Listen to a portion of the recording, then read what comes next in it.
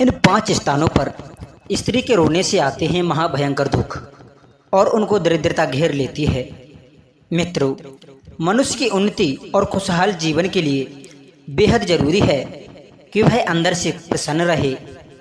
यदि व्यक्ति अंदर से खुश रहता है तो उसके आत्म बल में वृद्धि होती है, उसकी बुद्धि और उसका विवेक सही ढंग से काम करते हैं। कभी कभी तो व्यक्ति असंभव कार्य को भी संभव कर दिखाता है। अंदर से खुश रहने वाला व्यक्ति विपरीत परिस्थिति में भी हिम्मत नहीं हारता है, वह कभी थकता नहीं है, उसका मनोबल कभी कमजोर नहीं पड़ता। इसलिए वह अपने लक्ष्य को हासिल करने में सफल हो जाता है। मनुष्य को चाहिए कि वह अंदर से खुश रहे, परंतु सवाल ये है, यदि अंदर से खुश रह पाना उसके हाथ में होता तो आजकल हर इंसान खुश होता। मनुष्य की जो खुशियां हैं वो कभी उसके पास में नहीं होती। वो अपनी खुशियां हमेशा दूसरे लोगों में, दूसरी वस्तुओं में ही ढूंढता है। वह कभी खुश होता है एक स्त्री का प्यार पाकर, कभी वो खुश होता है खेलकर, तो कभी वो खुश होता है टीवी देखकर, कभी गाना सुनकर, कभी नाचकर, कभी धन पाकर। उसकी खुशी हमेशा दूसरी चीज़ों में प्राप्त होती है। और ये भी सत्य है कि मनुष्य की प्रसन्नता के जितने कारण हैं उसको दुख भी उन्हीं चीज़ों से मिलता है। हमारी आसक्ति, हमारी ममता ही हमारी प्रसन्नता है। और जब हमें हमारे मन के हिसाब से प्रतिक्रिया नहीं मिलती है तब हमें वही चीज़ दुख देती हैं। मान लीजिए कि हमारी खुशी किसी टीवी या मोबाइल फ़ोन में है और यदि वो खो जाए या टूट जाए या खराब हो जाए तो हमें दुख होने लगता है, हमारे अंदर निराशा आ जाती है। उसी प्रकार जिस तरह हमें अच्छा भोजन करके या धन पाकर प्रसन्नता होती है, धन यदि चोरी हो जाए या खो जाए या नष्ट हो जाए तो हमारे लिए दुख होता है। और भोजन की बात करें तो यदि भोजन हमारे अनुकूल ना बना हो तो हमें दुख होता है। स्त्री पुत्र में आसक्ति होने से वह हमारी खुशी बन जाती है।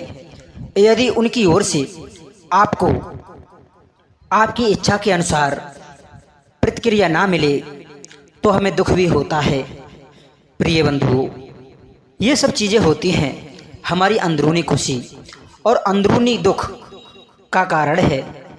यदि व्यक्ति किसी बात को लेकर अंदर से दुखी है तो वह उस अवस्था में कोई काम करेगा तो ठीक से नहीं कर पाएगा, काम में उसका मन ही नहीं लगेगा, हल्का काम भी उसके लिए बड़ा कठिन प्रतीत होगा। जब वो कार्य को ही ठीक से मन लगाकर नहीं कर पाएगा तो अपनी उन्नति कैसे कर सकेगा। ऐसे में वह और भी ज़्यादा दुखी हो जाएगा। एक तो वो पहले से भी खुश नहीं, दूसरा कार्य पूरा न कर पाने का दुख। ऐसे में उसके लिए डबल दुख का सामना करना पड़ता है। आपने देखा होगा कि कई बार मनुष्य यदि किसी बात को लेकर दुखी भी होता है और घर पहुंचने पर उसे उसकी स्त्री या बच्चों से भरपूर खुशी मिल जाए तो वह अपना सारा दुख, सारी थकान भूल जाता है।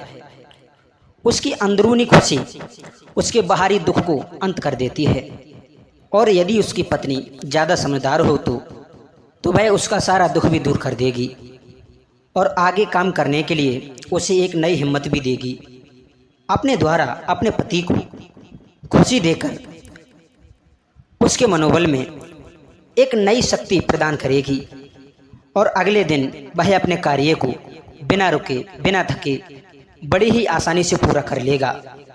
कई बार बहुत से लोग जब अपने घर जाते हैं तो उनके अंदर अपने परिवार से मिलने की एक खुशी होती है, लेकिन घर पहुंचने पर उसकी वो सारी खुशी एक पल में तब नष्ट हो जाती है जब उसकी पत्नी घर पर गाल फुलाए बैठी हो या पति के घर आते ही वो उसके सामने शिकायतों की एक लंबी लिस्ट रख देती है। अपनी कर्कश वाणी से उसके ऊपर प्रश्नों की बौछार करती है। तब उसे ऐसा लगता है जैसे किसी नरक में आ गया हूँ। उसके अंदर की सारी खुशियाँ मर जाती हैं। वह उनसे पीड़ित होकर अगले दिन की कार्य योजनाएं भी भूल जाता है और जब अपने काम पर जाता है तो मन परिवार के उन समस्याओं के बोझ तले बंधा होता है और ऐसे में वह अपने कार्य को ठीक तरीक़ा से कर ही नहीं पाएगा। जब अपने कार्य को सही ढंग से कर नहीं पाएगा तो जाहिर सी बात है कि वह उन्नति के शिखर पर नहीं चढ़ पाएगा। उन समस्याओं को सुलझाने में उसके पास जो धन है उसकी भी हानि हो सकती है। समय की तो हानि है ही, उसका विकास थम जाएगा। मित्रों, एक कहावत है कि मन के हारे हार है और मन के जीते जीत। जब व्यक्ति अंदर से खुश नहीं होता, वह अपने परिवार की, अपनी पत्नी की, पुत्र की, स्त्री की, माँ बहन की, भाई की ओर से उत्पन्न होने वाली समस्याओं से घिरा होता है, तब वो मानसिक रूप से कमज़ोर पड़ जाता है। उस समय उसका मनोबल साथ नहीं देता है।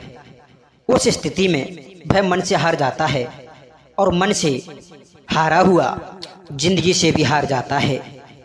हमने देखा है कि बहुत से लोग व्यर्थ में गंभीर बने रहते हैं। उनकी मानसिक शक्ति नष्ट हो जाती है, जिसका असर उनके कार्य करने की क्षमता पे भी पड़ता है और उनकी योग्यता पर भी। प्रिय मित्रों, यदि आप वास्तव में सफल और निरोग रहना चाहते हो तो खुश रहने का प्रयास करो। कितना भी कठिन कार्य हो उसे मुस्कुराते हुए करना चाहिए। सारा जीवन प्रसन्नता का बगीचा होना चाहिए। कुछ लोग जो आपसे खुशी प्राप्त करते हैं, आप उन्हें ज़्यादा से ज़्यादा खुशियाँ देने का प्रयास करो और जिनसे आप प्रसन्न रहते हैं उनको चाहिए कि वो आपको हमेशा खुश रखें। चाहे वो पत्नी हो या फिर पुत्र हो या पिता हो, खुशी देने और खुशी लेने वाले व्यक्ति ही अपनी प्रगति कर पाते हैं। माता लक्ष्मी की कृपा ऐसे लोगों पर सदैव ही बनी रहती है। प्रिय मित्रों, घर की उन्नति, प्रगति और विकास और निरोग रहने के लिए घर की महिलाओं को चाहिए कि वह घर के सदस्यों को और अपने पति को ज़्यादा से ज़्यादा खुशियाँ दे और ऐसे अवसरों पर कभी रोना धोना, लड़ाई झगड़ा ना करें। नंबर 1, जब पति काम के सिलसिले में बाहर जा रहा हो तब पत्नी को उससे लड़ाई झगड़ा नहीं करना चाहिए, ना रोना चाहिए। पुरुष के बाहर जाने पर यदि घर की स्त्री रोती है तो यह एक अपशगुन माना जाता है, जो कि पति की यात्रा के लिए बिल्कुल भी शुभ नहीं है। ऊपर से पति भी आपके बारे में सोचकर अपसेट, परेशान रहते हैं और ऐसे में वह अपने कार्य या उद्देश्य में सफल नहीं हो पाएंगे। घर की स्त्री को चाहिए कि यदि उसके मन में कोई शिकायत है तो उसे जब उसका पति उसके घर पर हो तब कह दे। बाहर जाते समय उसे खुश होकर ही विदा करना चाहिए। अब आता है नंबर 2, जब पति काम करके घर में घुसे तो उस समय लड़ना झगड़ना, रोना धोना नहीं करना चाहिए। ऐसा करने से घर की सुख शांति नष्ट हो जाती है और घर में दरिद्रता पैर पसार लेती है और उधर पुरुष भी बेचारा हारा थका आता है। वो भी उस कलेश में पड़कर गहरे अवसाद में डूब जाता है। जिस घर में ये सब होता है, ऐसे घरों की प्रगति रुक जाती है, धन छीड़ होने लगता है, आंतरिक खुशियाँ नष्ट हो जाती हैं। अब आता है नंबर 3, जब आपके घर में कोई उत्सव हो तो उस समय भी स्त्री को रोना धोना, लड़ना झगड़ना नहीं चाहिए, बल्कि उस अवसर पर खुश होकर परिवार के साथ खड़े रहना चाहिए।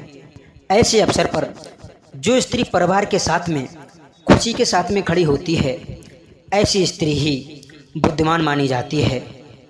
अपनी समस्या को उत्सव समाप्त होने के बाद ही कहें, वो भी लड़ाई झगड़ा करके नहीं, बल्कि शांतिपूर्वक।